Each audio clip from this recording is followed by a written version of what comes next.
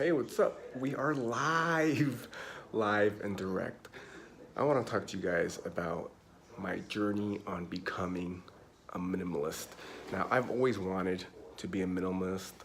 I've been working on it for a while. It's been almost 10 years, okay? It was around 2008 when Barack Obama was elected.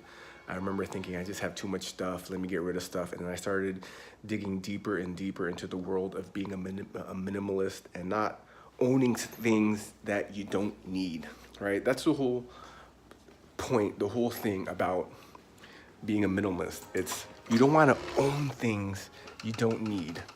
And it's hard because in the society that we live in, we're constantly being bombarded with advertisements to buy this, to get that, to have the best shoes, to have an awesome sweater, jacket for winter. And we're just constantly being bombarded. I'm getting more light so you guys can see me.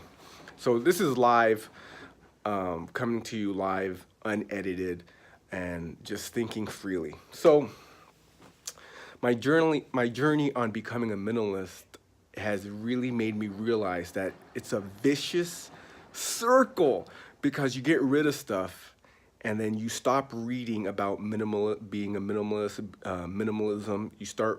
You start being comfortable because you think that you got rid of everything.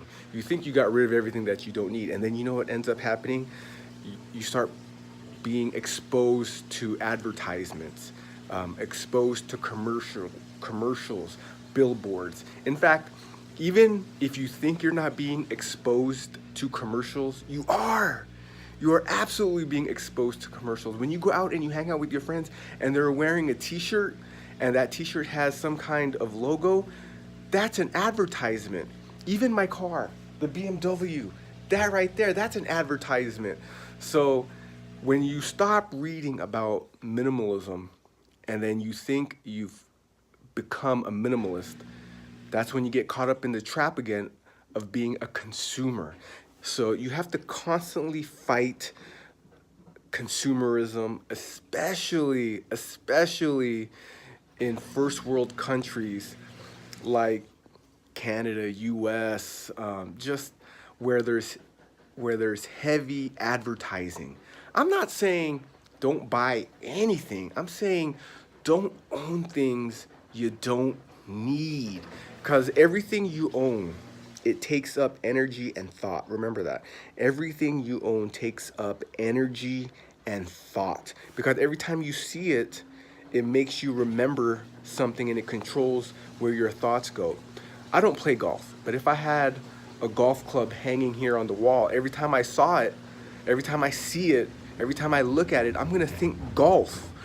So everything you have, everything you own, it takes up thought and energy. So real quick, I'm gonna leave you with this quick analogy, if you will, to what material goods are like in the world, in the universe, in our atmosphere. If you go to space and you take two objects, right, and you're in space where there's no gravity, you go to space.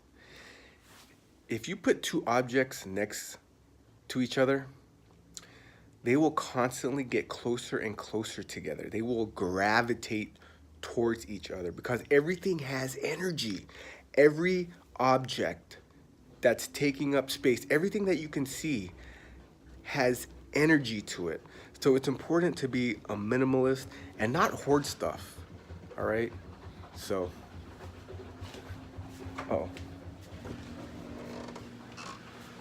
someone came into the garage. But remember what I said.